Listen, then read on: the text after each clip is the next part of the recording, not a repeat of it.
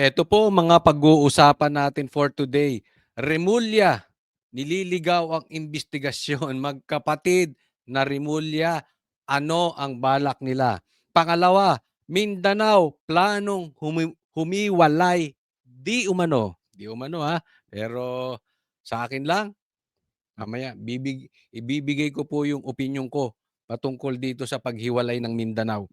Pangatlo, Amerika, nabuking si BBM. Ayan. Kala nyo, kakampi nyo Amerika ha. Pang-apat, protector ng ghost projects. Kilala na.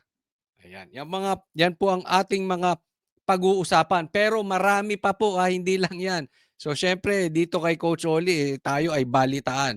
So sana po mapanood nyo itong aking vlog simula at hanggang sa matapos. Ayan, wag pong kakalimutan, i-like po itong video na ito, itong vlog na ito, at sana doon sa mga hindi pa po natin subscriber, mag-subscribe po kayo. Hindi na po natin pagtatagalin. Dediretso po tayo agad-agad sa ating topic dahil kay Coach Oli, ang bida ayang balita. Eto, pag-usapan natin itong sinabi ni Boying. Delikado, delikado. Eto. You see more of me in the next 7 years. Diba? Oh. Yun ang masakit. The next 7 years, kahit mapalitan pa si Bongbong Marcos, ito ombudsman. Unless talagang mapatunayan na ang kanyang pagkaka-appoint ay labag sa batas. Pero kung hindi po, 7 taon po yan. Kahit na po si BP Sara pa ang maging presidente sa 2028, ito po, delikado yan. Dahil, bakit? Ito po ang mga plano niya. I intend to see Mayor Magalong to look at this evidence of rocknetting the projects in the Cordilleras. Yun! Si Magalong naman ang binabanatan. So yung sa Cordilleras, pinapacheck kay Magalong, may pitik-pitik na to si Boying ha. Nako. Mahalaga kasing maano natin lahat yan, makita natin lahat yan. Yan, ang gusto niya makita lahat. Ang problema natin, yung corruption ngayon. Dahil ang kumukuha ng pera natin ngayon ay ang administrasyon. Ngayon tayo binabaha. Ang gusto niyang puntahan, Cordillera. Yung kay Magalong. Universe of crimes that may have happened. Ayan. So gusto niya yung sa universe. Universal. Oy, universal ang gusto niyang atake. Ibig sabihin, pangkalahatang korupsyon. Pero may problema po tayo dyan. Hindi lang flood control yan. Marami hong naging racket na dapat tingnan natin. And I intend to be hands-on in these things. Ang sipag mo, Boying. Yung buong problema ng Pilipinas, lahat ng korupsyon gusto niyang hindi lang flood control, lahat ng korupsyon. Yung korupsyon sa Cavite, sabi nga ni Congressman Kiko, kaya mo kayang silipin yung anak mo. Nako. Kasi pangkalahatan, hindi lang flood control projects. Kaya ang hihingi ko na sa taong bayan, sa ating mga kababayan, just be patient. Kami po ay nagmamadali, kami po ay hindi patulog-tulog, at ang kultura po dito sa Ombudsman, sisikapin po natin baguhin unti-unti para naman mas mabilis ang kilos ng lahat. Okay? Salamat. Salamat sa Ang sabi ni Boying, hinihingi ang tulong nating mga mamamayan. Sila po ay nagmamadali at hindi sila patulog-tulog. At ginagawa niya para maayos ang institusyon ng ombudsman. Alam mo, Boying, Secretary Boying, ikaw ang sisira sa ombudsman. Ikaw ang sisira sa institusyon ng ombudsman. Ang problema nasa baha.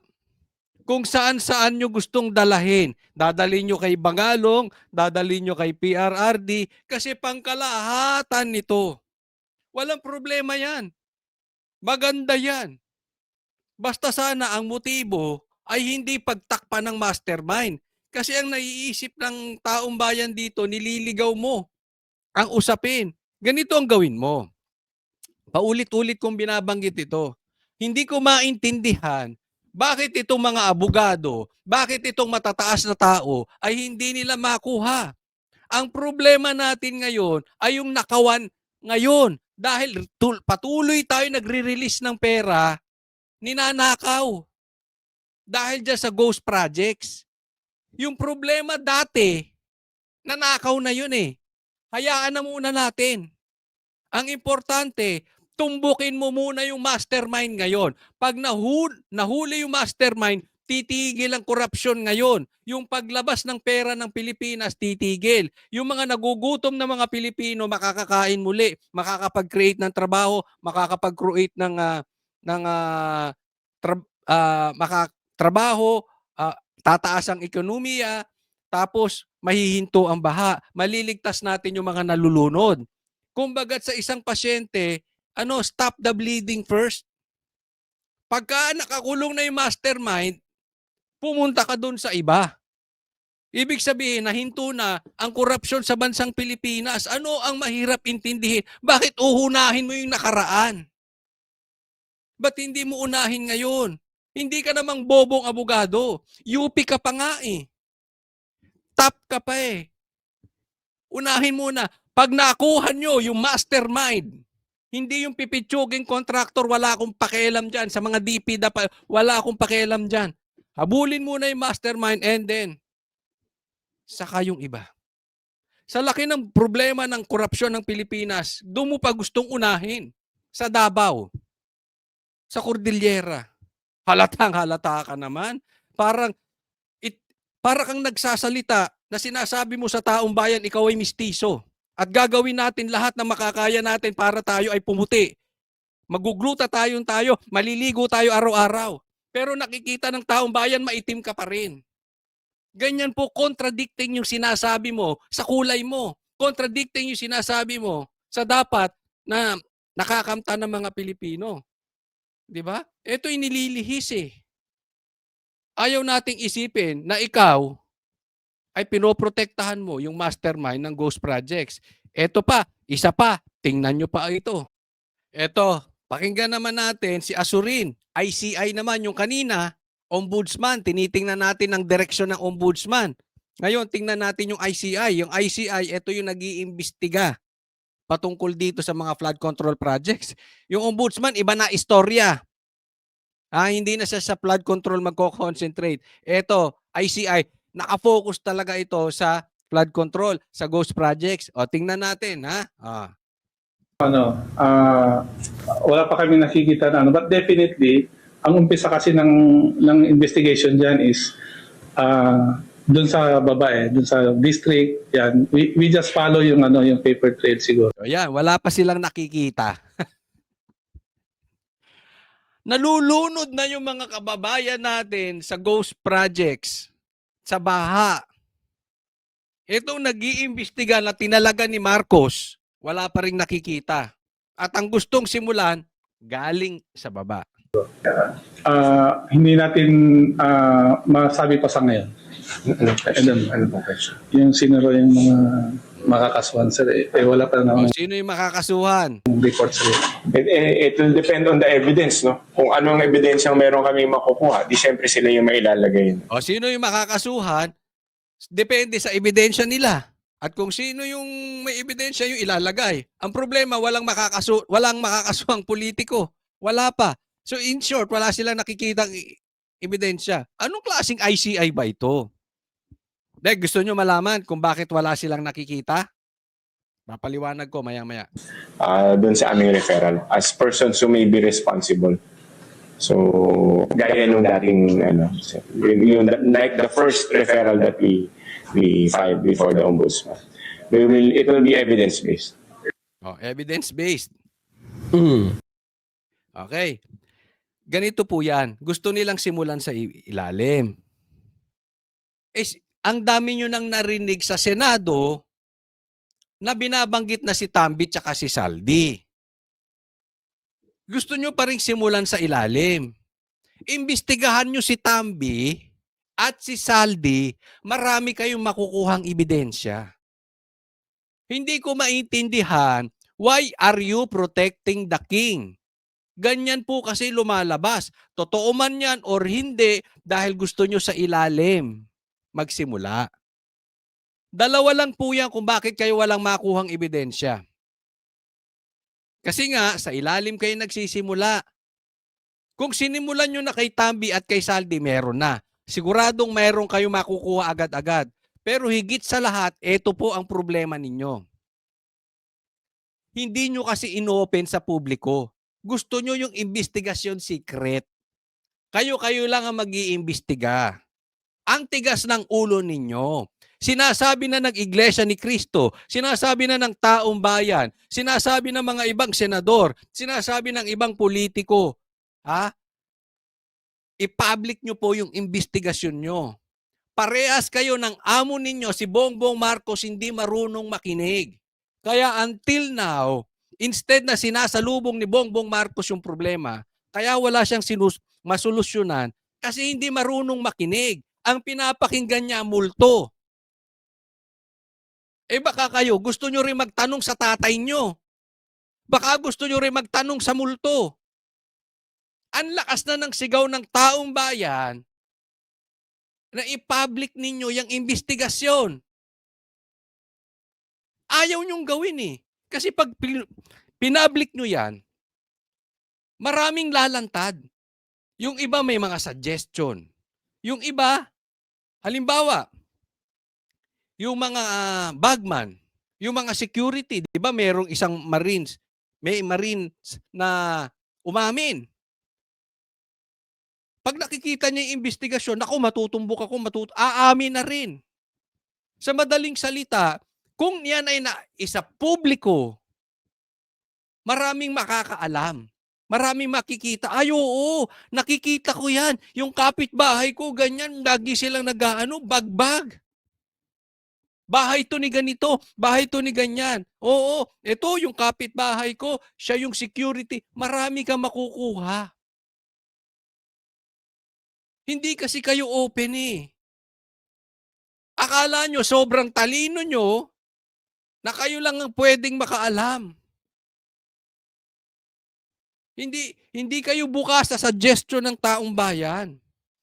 Kaya palpak tong gobyernong ito eh. So yung ombudsman, inuuna yung problema dati. Ito namang ICI na dapat nag-iimbestiga ng baha, ang gustong i-focus yung mga bubwit, yung mga buitre. Pero yung mga buhaya ayaw nilang unahin. Tingnan nyo kung paano nililigaw ng administrasyong ito ang investigasyon. Di umano. Kasi andyan lahat to. Tumutukoy ba? Hindi. Isa lang ang tanong ko sa inyo mga kababayan, pakilagay nyo po dyan. Pumupunta ba? Minamadali ba? Inuuna ba ang mastermind? Yun lang eh. Inuuna ba ang mastermind o pinoprotektahan ng mastermind? Ombudsman, ICI. Ito naman next. Tingnan nyo naman to. Kanina, Ombudsman. Tapos ICI. Ngayon naman Congress. Tingnan nyo naman. Parang may konting demolition na nangyayari dito, no? Parang gustong I think there is scapegoating that is going on, no? Nagtuturuan. Ang sa akin lang, follow the money. Ayun. Kasi sinasabi nito, parang binabanatan ang Kongreso. Binabanatan si Tambi. Ang para sa kanya, follow the money. Dyan nga papunta yung pera eh. Di ba yan ang sinabi ng mga naimbestigahan dyan sa Congress? Dyan kay Saldico at kay Tambi? Nakikita nyo na? Kung paano nila pinoprotektahan ng mastermind. Di ba? There's all of these distractions that are being created and I'm sensing Paano there are distraction being created? Doon talaga patungo. Yun talaga eh. Lumalabas sa investigasyon, Tambi is one of the masterminds. And that is very, very, very, very, very possible. Alam nga naman, itong isang mama na party list lang, may hawak-hawak na ganung pera sa budget nang hindi alam ng speaker? A lynch mob mentality trying to pin the speaker alone, no, to all of the things that have happened, which is terribly unfair, no? Ayan, sasabi niya, parang pinipin lang yung si Tambi, yung speaker, alone, which is unfair. Hindi. Halimbawa, baka ako pinapariningan mo. Hindi. Lahat po gusto naming makulong. Pero let's focus first doon sa mastermind, doon sa politiko. Kasi kung ikaw ay politician, the higher you are, mas malaki ang influence mo patungkol sa nakawan. Bubwit yung mga kontraktor. Halimbawa, involved talaga at ang mastermind si Tambi. Makaagalaw ba yung kontraktor nang walang go signal ni Tambi? Ibig mong sabihin, under Disaya, ni Diskaya si Tambi? Kakagaguhan naman ata yung usapin na gano'n. Naiintindihan? So hindi po namin pinipin down dyan. Sinisimulan. Yan lang ang gusto ng taong bayan. Simulan sa mastermind. Kung sino ang mastermind. Doon muna tayo. Okay? Wala tayong pinagbibintangan kung ito'y si Bongbong o si Tambi. But let's start there. At Marian, sa ibang issue, may desisyon na bang Ethics Committee sa reklamong inihain ni Puno laban kay Congressman Barzaga? Ito naman, discuss natin to kay Kiko Barzaga. Jiggy, hindi nga umabot itong si Cavite 4th District Representative Kiko Barzaga doon sa kanyang 9 a.m. Ethics Committee hearing kaninang umaga. At sa ambush interview nga ay piniliwanag ni Barzaga na nabisi siya sa kakalaro ng video games kagabi. Narito ang kanyang pahayag. My hearing was already over by the time I arrived. But why were you late, sir? Why were you late? We were very busy last night. I was just playing games on my computer. Pinaglalaruan ni Kiko Barzaga. Kung ito baliw, ewan ko na sa inyong lahat. Pinaglalaruan niya. Kita nyo kung paano niya niligaw-ligaw? Kasi umikot ako sa Forbes eh. Ando doon na yung mga pulis, wala pang tao. Tapos paikot-ikot. Di ba? Oo, parang tinarantado na ito si John Vic. Ginawang gwardya. Ha? Hindi malaman ni John Vic kung saan ba pupunta to si Kiko. O, tapos ngayon naman sa interview na late siya sa Ethics Committee. Anong sagot? Naglalaro lang ng video games. Alam naman natin nandun siya sa rally. No, di ba? Matindi talaga. Oo, matindi talaga ito si Kiko. Pero mapuntahan ko muna, mabalikan ko to si yung kay Puno. Alam nyo, kaya ako naasar. Dahil ulit, pinakita ko sa Ombudsman, sa ICI, at sa Congress, may level of protection na di umano ay ayaw nilang makarating sa mastermind. Di ba? So yung Congress, together with the Ombudsman, yan, ICI, iba ang galaw. So ang tanong nga dito, saan patutungo tong investigasyon na to? Ang maayos na investigasyon lang na patungo na tayo sa mastermind. Konting kibot na lang. Kung kasabwat si Bongbong Marcos, matutuon na. Maituturo na. Kung kasabwat. Kung hindi, madidiin na ng todo-todo si Tambi. Kung hindi man, yung mastermind madidiin na. Nandoon na tayo sa investigasyon ng Senado. Yan na nga lang kaisa-isa, nag-iimbestiga ng maayos. Pinigil pa. So imaginein ninyo, wala talaga tayong patutunguhan sa investigasyon na ito. Ang putak ng putak ngayon, ang may authority coming from the President is protecting the mastermind, di umano. Etong nag-iimbestiga ng maayos, tinutukoy na yung mastermind, pinospon ang investigasyon. Para nga alisin pa nga ang investigasyon dyan sa ghost projects. Ang tindi talaga, Alam mo baka kababayan natin, dalangin na lang natin sa Diyos ang nangyayari ngayon. The power of money is too much. Sabi nga, mauunti-unti natin yan.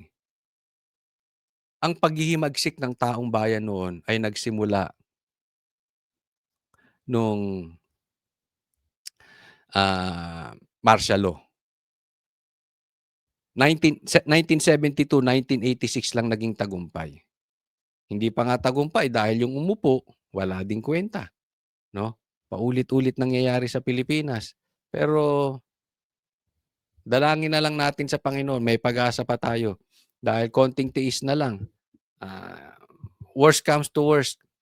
Kung makakaantay pa kayo, 2028, sigurado namang uupo si BP Sara. Tingnan pa po natin to.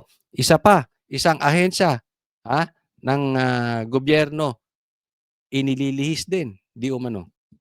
So kanina, Ombudsman, Congress, ICI, ayaw pumunta sa mastermind. Ito naman, DILG, o ano sabi?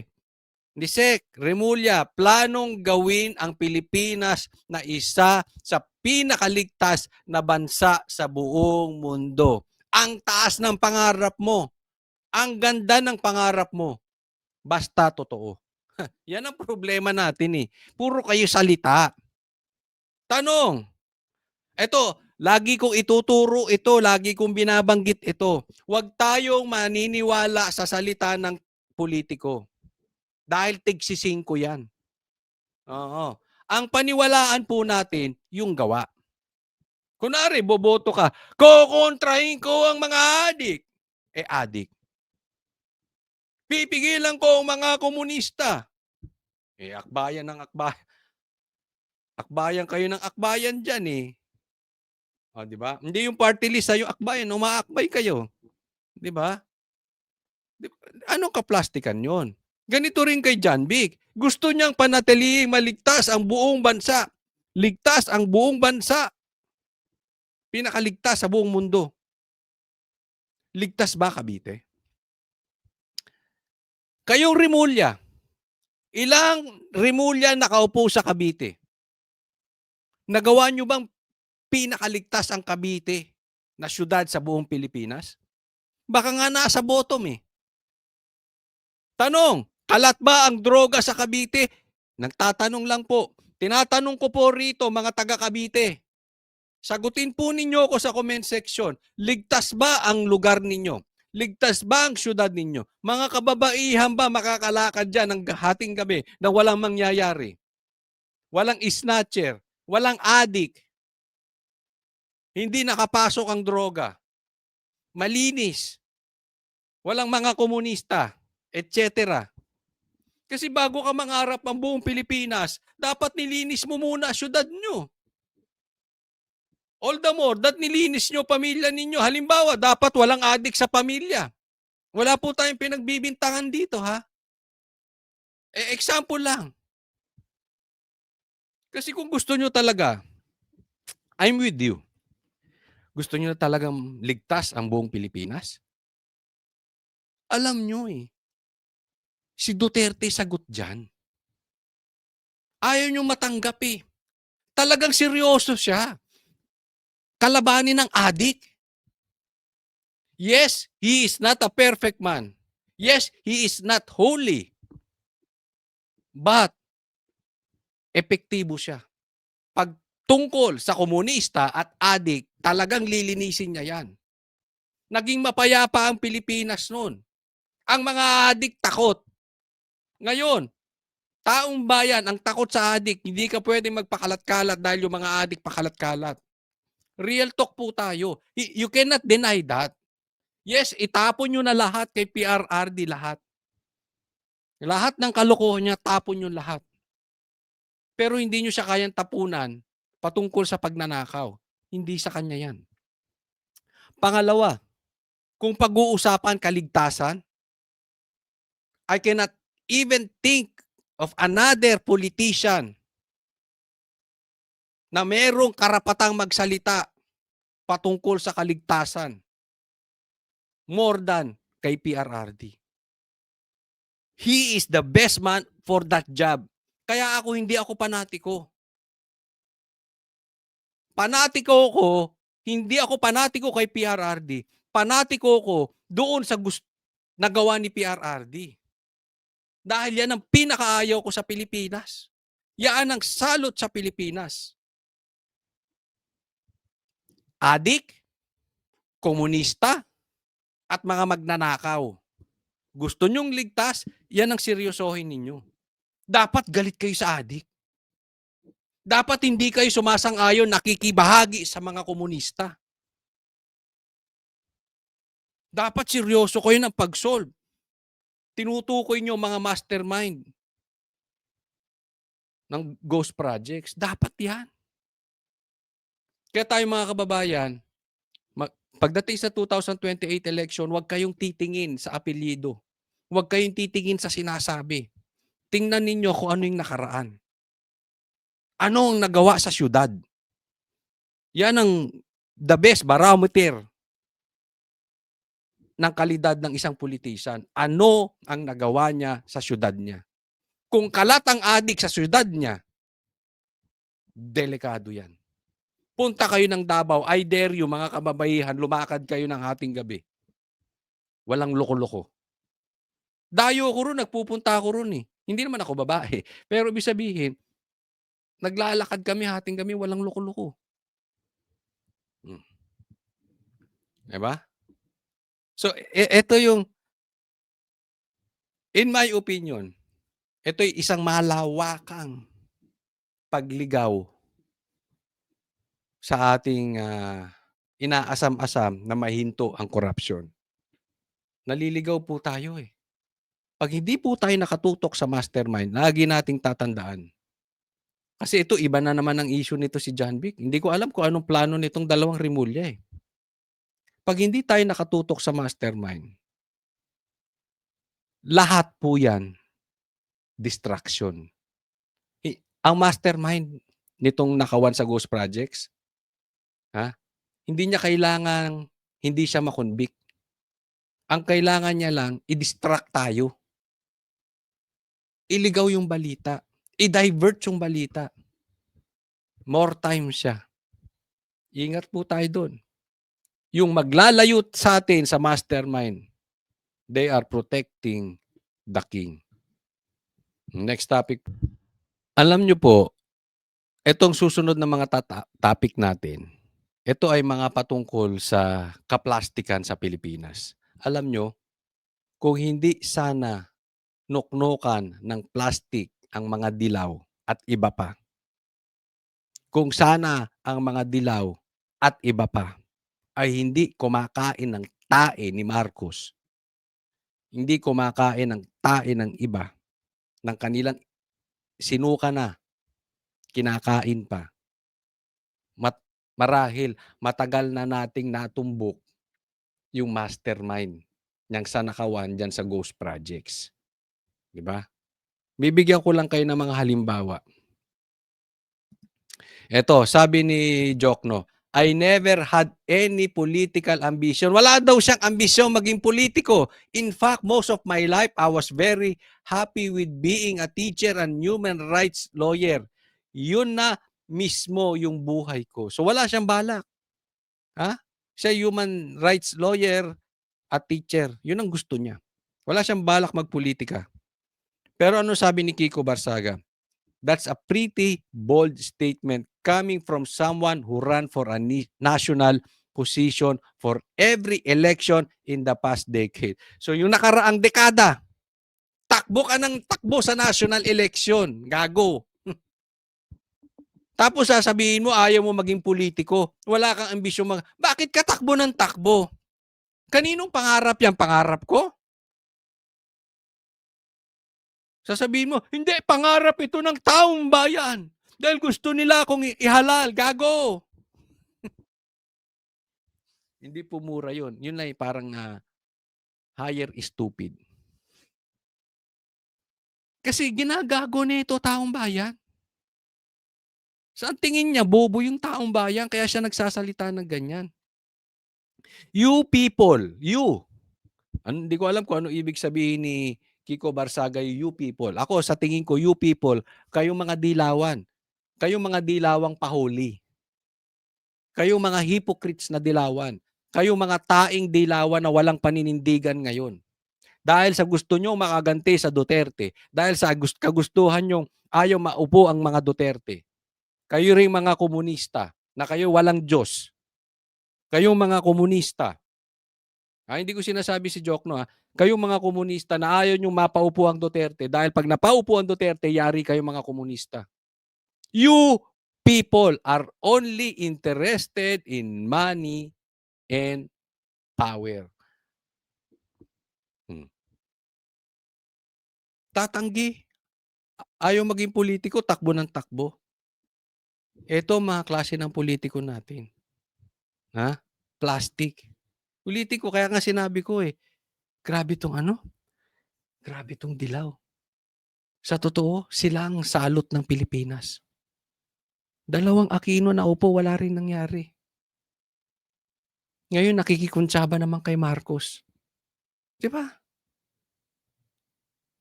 Akala mo, Marcos, nauuto mo yan? Kaya lang kumakampi sa yan because you are a weaker person. You are a weaker color. Kasi kung sakaling, halimbawa, hindi maging presidente si VP Sara, ma-eliminate ang Duterte sa history. Alam nila, kayang-kaya kanila, Marcos. These yellows will eat you alive. Ibabalik ka nito sa kangkungan kung saan ka pinulot ni Sara. Kung saan kayo pinulot ng Duterte. No. Kaya yan ang plano ng mga yan Dati ko pa prinidik yan after 2025 election. Sabi ko, on the coming 2028, it's going to be the fight will be between Duterte and the yellows. Marcos, wala na. Alam na natin, wala na silang kapag-apag-asa. Kaya ngayon, ang dilaw, pumuposisyon. Umeepal. Ito lang masasabi ko sa inyo, and I'm very confident on this. Kahit pagsamahin nyo pa ang boto ng komunista, ng dilaw, ng mga magnanakaw, at ng pula, you will not win against Duterte. And I know you know that. Kaya nga, pilit yung eliminate si Sara. 2 lang ang dahilan para hindi makaupo si VP Sara. Patayin o i-disqualify ng ibang secretary, ng ibang entity dyan, pa-impeach, etc. Other than that, if we are going to talk about election, it's not even closed. Walang didikit kay VP Sara. Ito pa, isang plastic, isang politiko. Ito, kumalat tong video na ito, tingnan ninyo hindi ko alam, okay, unahan ko na kayo, hindi ko alam kung AI yung pagkakagawa ng sigaw. Pero legit po Legit po ang kaplastikan nitong mama na ito. O tingnan niyo si Kiko Matching, hindi yung Kikong Barsaga yung matino Ito yung Kikong Trapo. Kiko Pangilinan nag-attend ng concert. O pakinggan niyo sigaw ng taong bayan.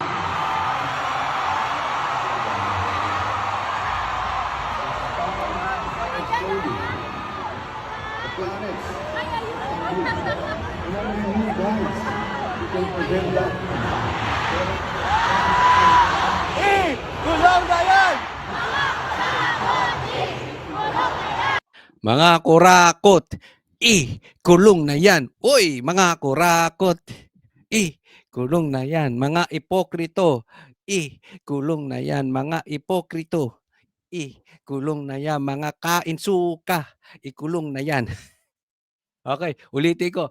Hindi ko alam kung ito ay AI. Pero, lihiti mo Lihiti mo na epal. A-attend ka ng concert, magpapalagay ka diyan. 'Di ba? Kung hindi mo ginusto 'yan, di sana nagbigay ka na ng statement na ayaw mo na ikaw ilagay diyan. Ba't ikaw? Concert 'yan Pwede ka namang manood ng discreet. Yan po ang mga politiko. Yung kailangan, pinangangalandakan yung kanilang pagbumuka, akala mo ba singkit? Laki-laki ng mata. Adik ba ito? Hindi, ako yung nagtatanong lang. Kasi ganun, di ba mga adik ganyan? 'Di ba kasadyang malaki lang mata, hindi naman adik. Hindi naman siguro papatol si Sharon Cuneta sa adik, gano'n, eh. Baka sadya. Alam mo 'tong dilaw, ah, ang sabi dito, eh, basta maging relevant lang muna sila. 'Yan ang plano nila ngayon, eh, maging relevant, 'no? Ah, ah, congratulations sa pagkapanalo mo, Garcia, sa Senado. Ay, Garcia, ba't Garcia?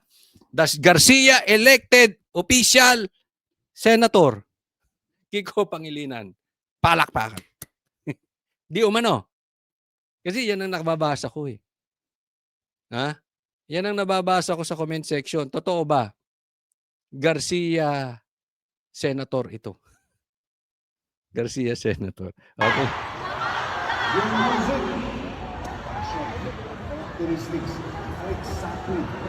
Ito yung kumain ng sabaw na ano, eh.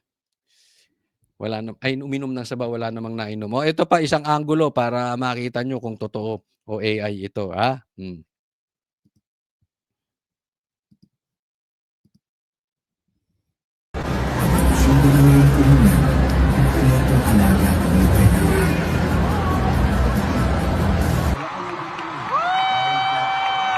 Talagang ibabalantra ba yung pagmumukha. Sino kasi Michael Jordan ka ba? Kasi ganyan 'di ba pagka ano, sa NBA, papakita nila yung superstar, close light superstar. Epal na epal ang dating ano.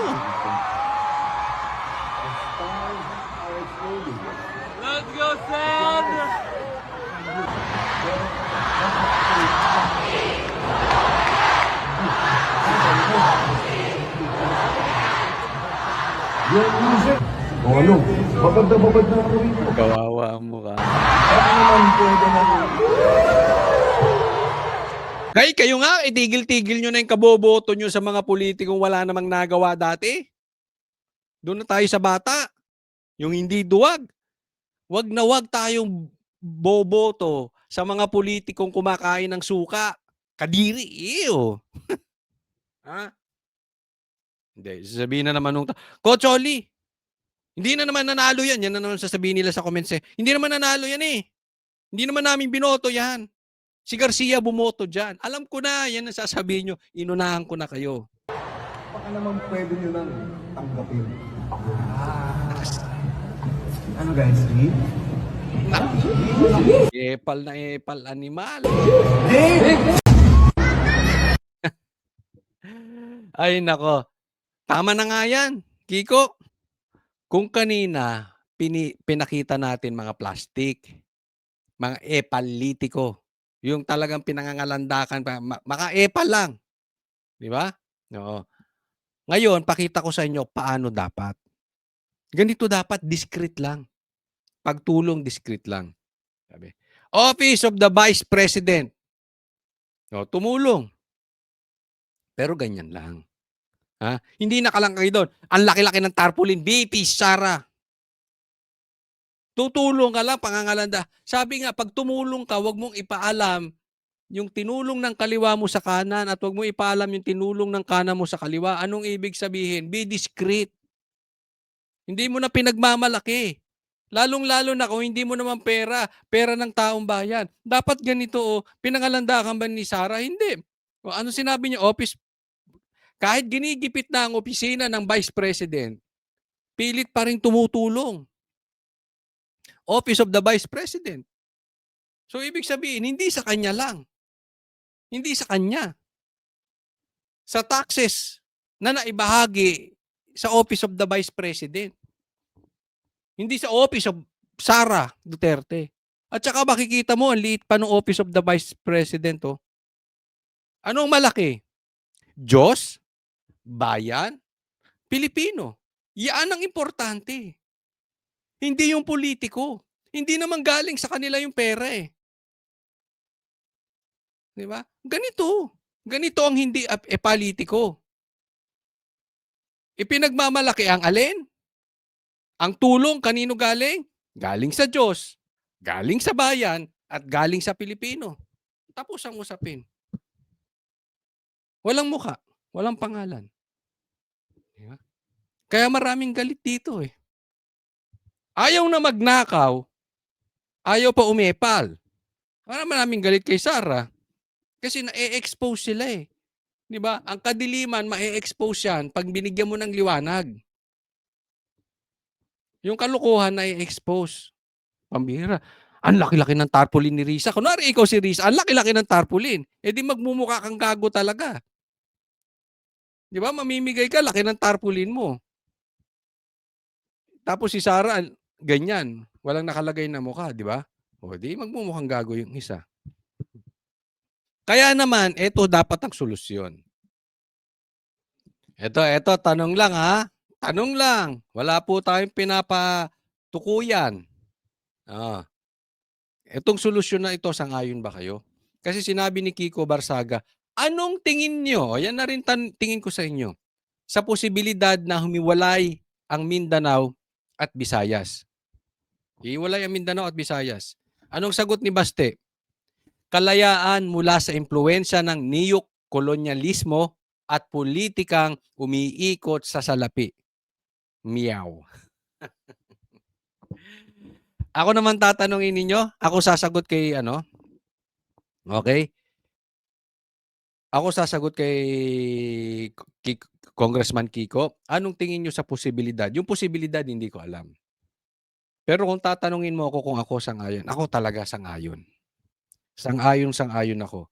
Okay? Hindi ko po sinasabihan at ako'y sedisyon na naman, baka yan na naman nasabihin. Wala po akong kakayanan na ihiwalay ang Visayas at Mindanao. Pero kung ako bilang Filipino citizen at tatanungin ako, okay lang sa akin yan. Bakit? Pupunta na lang ako Mindanao. Ha?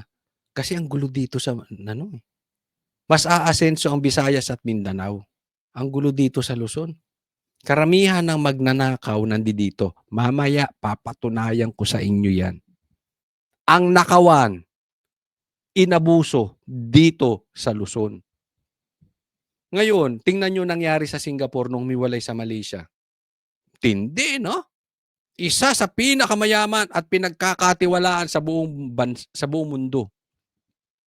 Ako naniniwala ako pag nakakumalas. Kasi ang Mindanao at saka lalong-lalo na Mindanao, hinihilang pababa ng Luzon. Marami naman tayong pera eh. Ang problema, mas marami tayong politikong mukhang pera. Andyan ang problema at karamihan nasa Luzon. Hindi, ibig sabihin wala sa iba, pero karamihan nasa Luzon. So, kung ito ay merong legal basis, hindi po tayo gagawa ng illegal ha. Inuulit ko, doon lang tayo sa legal. Kung ito ay may legal basis, siguro mas makakabuti sa mga Pilipino, humiwalay na.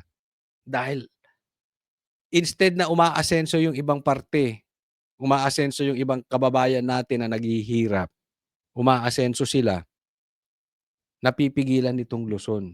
At ang kumukuha ng pera nang galing sa Visayas at Mindanao, Luzon. Gusto nyo makita? Patunay? Ito, tingnan po ninyo. Ito po, nilabas ng Philippine Star. Tingnan po ninyo. Suspected ghost flood control projects in Philippines based on ICI initial field validation. ICI ang gumawa nito ha. Kakampi pa ni Bongbong Marcos yan. Siya ang bumuo niyang grupo na yan. From 2018 to 2024, 261 na ghost projects sa Luzon. Ulitin ko. Ang mga nanakaw ng pera ng kaban ng bayan ay nasa Luzon.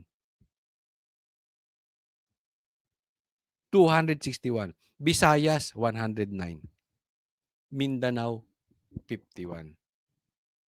Mindanao could be the next Singapore kung sila ay makakahiwalay. Kung hindi ko sinasabing humiwalay. Ha? Baka mamaya magkakaso. Kung sakaling humiwalay sila dahil may legal basis, Mindanao will explode like Singapore. Kasi napuntahan ko po yung Davao, iba talaga eh. Ibang nilalang dun. Ibang tao ron. Iba disiplina dun. Iba po. Ang layo sa Maynila. Ang layo sa Luzon. Kaya kung mangyayari doon, talagang impromptu. makikiusap ako kay VP Sara, doon na ako titira. Maayos ang negosyo, mapayapa, walang adik, walang komunista. Maayos ang Davao.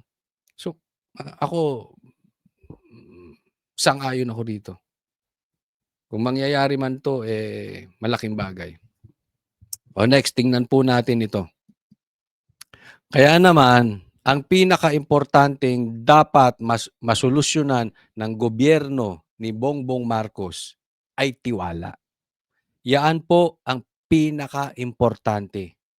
Kasi dahil sa nakawan, dahil sa drug addiction, kailangan mabalik ang tiwala ng taong bayan, ng Pilipino sa gobyerno ni Marcos. Eto naman, nagsalita na. Kahit si Trump, nagsalita na patungkol sa gobyerno ni Bongbong Marcos. Pero, ito, kasi tinitingnan ko nga kung AI to eh. Diba? So, sabihin nyo kung AI to o hindi. Pero kung ito ay hindi, kung ito ay AI, dapat siguro, korekin to ni Marcos. Dapat magsalita siya.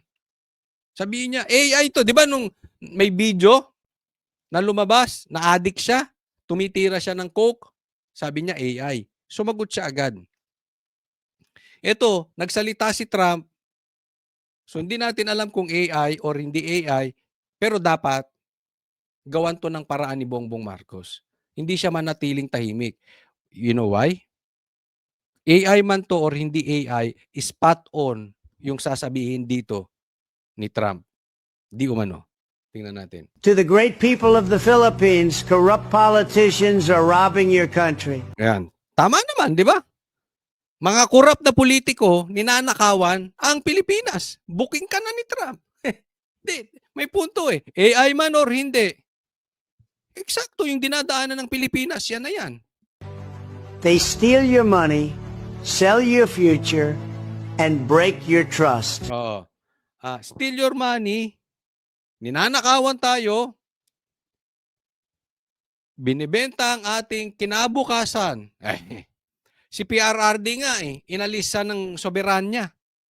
'Di ba? Pinadala sa dahig. Binibenta na tayo. Yung EDCA nandito na sa Pilipinas. Higit sa lahat, they break your trust. Yung politiko natin, wala na eh. Itanong ko kayo, ilan sa inyo ang may tiwala pa sa mga politiko natin? Yan ang dapat solusyonan ni Bongbong Marcos. Hindi niya masusolusyonan yung tiwala ng taong bayan sa pamagitan na ang ombudsman natin ang gustong imbestigahan ay Parmali. Ang gustong imbestigahan ay Cordillera. Ang ICI ayaw buksan ang imbestigasyon. Paano babalik ang tiwala? 'Di ba? Ang congressman ayaw paimbestigahan ang mga kapwa congressman. Paano babalik ang tiwala? Ang laki ng problema ng bansang Pilipinas sa tiwala ng mga taong bayan sa mga politiko. But you have the power to stop it. Stay Meron tayong kapangyarihan. Pahinto ito. Tumayo tayo. Ang problema, maraming tumatayo, hinaharang na mga kaing-taing dilaw. Kinakain nila yung tae nila eh. Kinakampihan. Si Tambi at saka si Bongbong Marcos. Stand up, be strong, demand justice, take your country back. The world is watching. Be brave. Fight for the Philippines. Yan. Again, kung AI man to hindi, no? At least binabanggit natin. Pero yan talaga eh. We have to fight for the Philippines.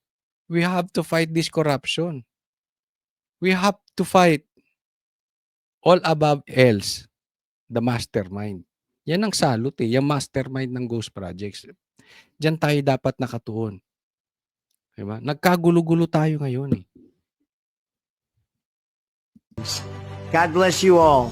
Ngayon, may punto tong sinabi ni Trump eh. Kung ito naman ay totoo, nabuking niya na si Bongbong Marcos eh. Nabuking niya na. ano talaga, I mean, kalat sa buong mundo. I mean, pati nga yung Okada issue ni Tambi balita sa buong mundo. Yung, nangyari doon sa kasama ni Lisang may namatay na nag-cocaine, balita sa US. Balitang-balita 'yan sa US. 'Di ba? Even yung speech ni Kiko Barsaga binalita ng mainstream media. Obviously, 'di ba? Kalat sa buong mundo dahil ang daming Pilipino sa buong mundo. Marami sa OFW nating galit sa administrasyon. Dahil wala talaga, puro nakawan. Bigyan ko pa kayo ng point na possibility, na talaga namang natumbok na si Bongbong Marcos ng Amerika. Eto pa.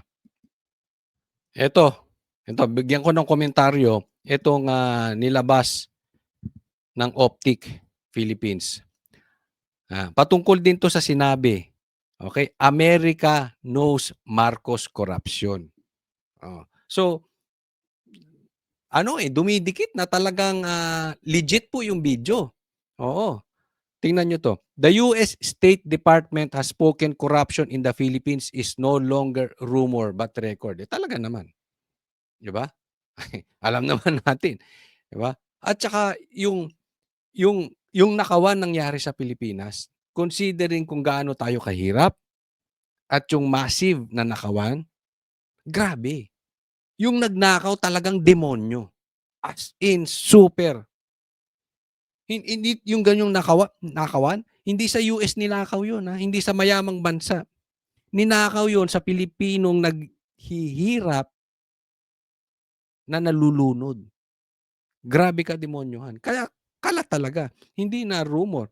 The Marcos administration stands exposed before the international community as the Independent Commission for Infrastructure names top officials. Yan, from Speaker Martin Romualdez.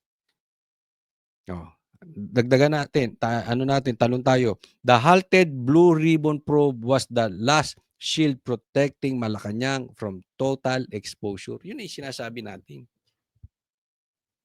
Ang trabaho talagang gusto nilang gawin, ilayo sa mastermind. Mapunta tayo doon sa bubuwit, sa mga buitre, sa mga kontraktor.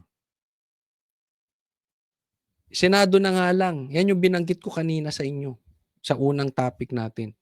Senado na nga lang ang nag-iimbestiga ng maayos. Ayaw pang ipatuloy yung Blue Ribbon Committee. Now, Washington's warning is clear. Ano ang warning ng Amerika? Clean your ranks or lose the world's trust.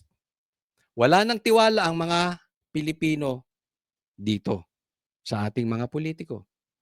Pero ang masama, pag nawalan ng tiwala ang buong mundo dito sa Pilipinas, malaking problema. Anong solusyon? Clean your ranks. Bongbong Marcos, if you are serious about it, bukas mo. Ibukas mo lahat. Transparency. Do not protect your cousin. Do not even protect your son. Do not even protect yourself. Let it out. All out. Walang secret investigation ng ICI. Ang ombudsman mag-focus sa mastermind ng ghost projects, di ba? The truth has crossed borders. America knows and the world is watching. Yan yung sinasabi natin. Yung Pilipino, pinanood ka Bongbong Marcos, remember this, your first 3 months nagkakalat ka na.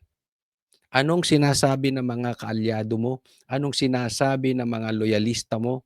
Pagbigyan nyo naman ng chance ang si Bongbong Marcos. Bago pa lang maayos niya yan. Ano ibig sabihin? Nanunood na ang buong Pilipino sa iyo.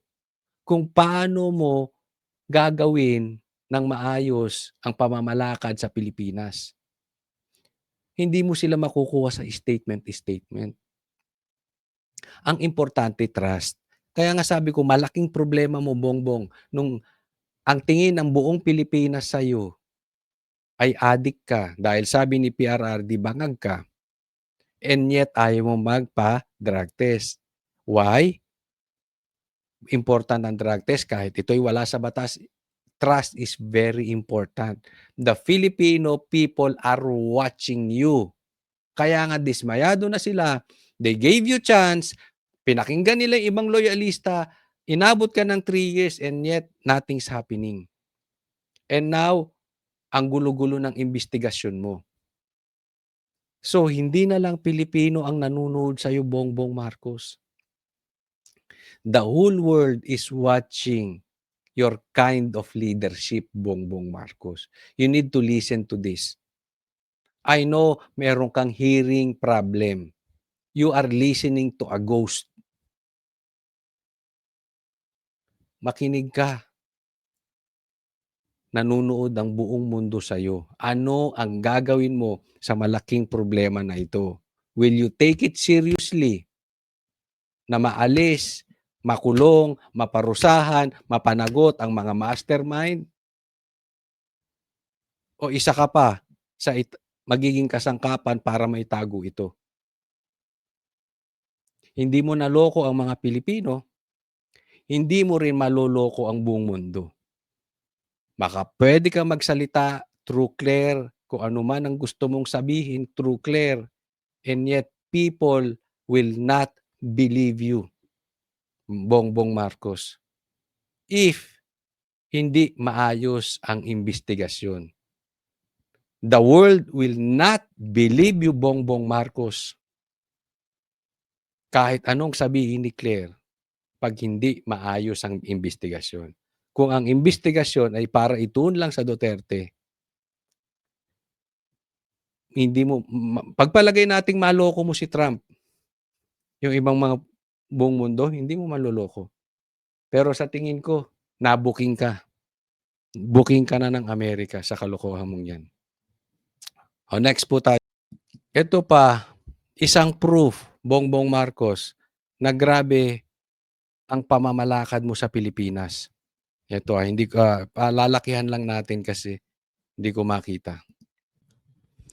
Ito, nilabas to ng Bangko Sentral ng Pilipinas. Baka mamaya, pag tagal-tagal, Marcos, iba na naman ang kwento nito. Binabawi na naman kasi yung huling naglabas na bumagsak ang stocks dyan sa dito stock market natin, bumagsak. Makalawang araw o after a day, binabawi yung sinabi. Hindi mo madi-deny, Bongbong Marcos, yung pamalakad mo. Hindi mo to makukuha sa survey. Kaya nga sinasabi na natin na yung buong Amerika ay buong mundo ay nanunood sa'yo. Hindi na lang Pilipinas ang nanunood sa'yo. You have to take this seriously. Hindi pwedeng yung ililigaw mo lang, idadivert mo lang, magsasalita kay Claire. Kasi ito, paano mo maitatanggi to? Bangko Sentral. Sana naman, wag tumbawiin ng Bangko Sentral, ha? The Bangko Sentral ng Pilipinas reported 16 billion decline in net profit in the first 7 months of the year. Bumagsak ng 16 billion ang profit natin. A single-digit drop in expenses was outweighed by the double-digit fall in revenues. Ang sabi, double-digit revenue drop slashes BSP net profit. Ito po ay isa lang halimbawa. Nasa laki ng problema natin. Ang negosyo bumabagsak, ang stock market bumabagsak, pati yung Bangko Sentral bumabagsak. You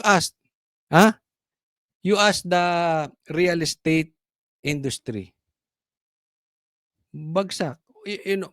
Kasi malaki ng problema natin. Tapos nakikita ganyan ang investigasyon mo ginagawa. Hindi parang nag-iimbestiga, parang may tinatakpan. Yung mga investor tatago yung pera. Hahawakan yan. Hindi yan gagastos. Hindi yan mag-i-invest. Pag lahat pinigil ang pera, babagsak ang negosyo, babagsak lahat. Maraming mawawalan ng trabaho. Tingnan nyo yung nangyari nung pandemic. 'Di ba? Huminto lahat eh. Iyon, walang may kasalanan nun. Nangyari yun sa buong mundo eh.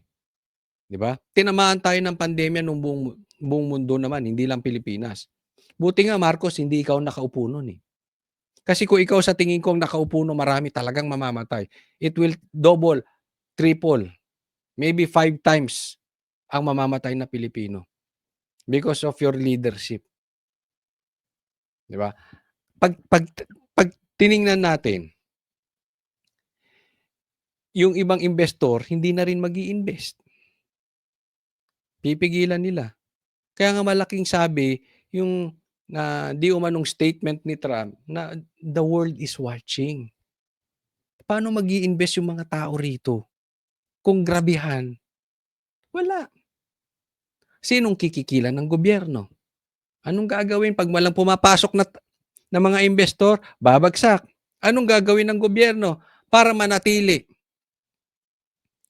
ang kalagayan ng ekonomiya natin? Magtataas na naman ng tax, papasok na naman niya si Recto. Tax dito, tax doon, tax dito, tax doon para ma-maintain yung nakaw dito, nakaw doon, nakaw dito, nakaw doon. Sino mahirapan? Pilipino. Yung mga magnanakaw, haya-hayang buhay. Tinaas lang ni Recto yung tax. Diyan pupunta yan kasi babagsak eh. Oh.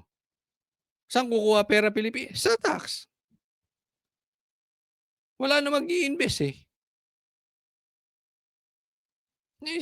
Punto natin Bongbong Marcos.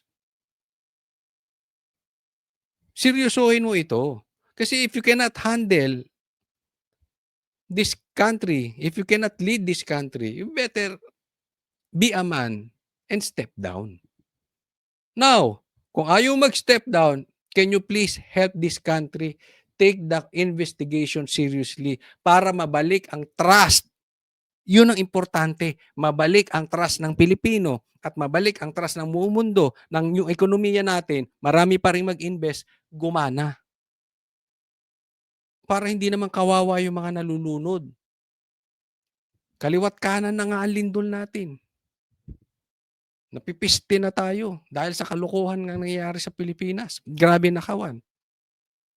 Paano tayo babangon? Nakawan dito, nakawan doon. Tanggol dito, tanggol doon. Pagtakpan si ganito, pagtakpan si ganon. Ay nako, Bongbong Marcos. Huwag pong kakalimutan, i-like po itong video na ito and sana doon sa mga hindi ko pa po subscribe po kayo. Ako po ay naglalabas ng mga 2 to 4 videos a day. Sana po ay mapanood ninyo at masuportahan ninyo. Muli po, maraming salamat. Share nyo rin po itong video ko. Maraming salamat. God bless everyone. Coach Oli po.